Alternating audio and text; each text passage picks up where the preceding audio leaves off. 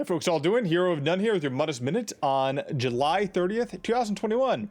ESO news, lecture merchant, and golden merchant stuff, all in a few minutes. So first up in the news, well, I was not here last week, unfortunately. I had some things to take care of, and there's a few notes from last week. PTS patch notes, versions 7.1.2 and 7.1.1. I will leave the links down below. Not a huge amount changed since then. The battle spirit got adjusted a little bit more, so things are still tanky inside PvP, but a little bit less healy, trying to up that time to kill, and some adjustments to the dungeons and item sets as well. A new Crown Store Showcase for August 2021 is out right now as well. I will link down below. And finally, for all you folks who follow me on Twitch, I am getting hosted by ESO as part of the World Plays ESO event, and I will be calling Southern Elsewhere, and more notably Feeks during this time. Join in for some giveaways during that stream if you want to join in.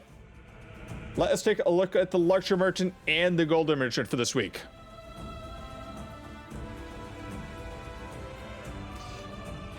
So currently, we have a bunch of banners and paraphernalia from various guilds. And some Imperial curtains as well. On the Golden Merchant, Necklace of Fire, when you deal weapon damage, you'll deal an additional 2,333 flame damage. This effect can occur once every 2 seconds. And scales off which your higher weapon damage or spell damage. Interesting set. Don't know which is better though. Still kind of interesting. Maybe good for like if you're doing something like a channel build through a restoration or a lightning staff. Next on Necklace of Order Dagon. Max health.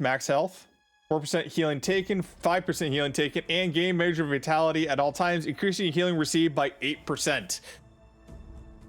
Not sure if this is good or bad, really.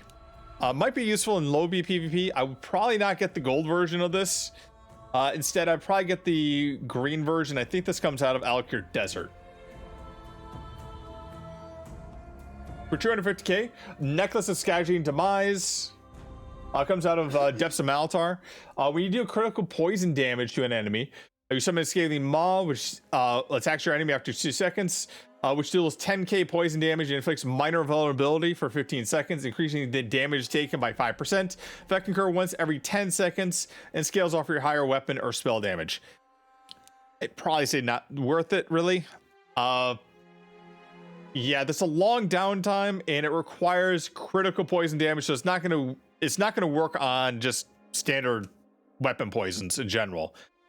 So yeah, I'd probably skip off this. Additionally, it does seem like a nice set to get some weapon critical out for the first 4 sets. And then for 250k as well, Azura's Blight Necklace. We deal damage with time, damage over time effects. Gain a stack of Blight Seed on your target for 5 seconds. After 20 stacks, Blight Seed explodes, dealing 6,694 disease damage on the target and nearby enemies, scaling off your higher weapon damage or spell damage. An enemy can only have 1 instance of Blight Seed at a time. An enemy that reaches 20 stacks cannot be inflicted with Blight Seed for 2 seconds.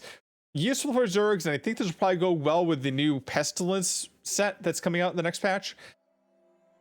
I'll have to see. I'd probably say PvP, definitely. Definitely not something for PvE.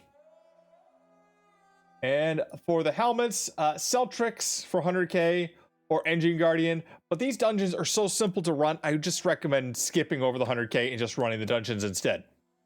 Anyway, I'm Hero of None. That's the Mundus Minute. See y'all in Tamriel.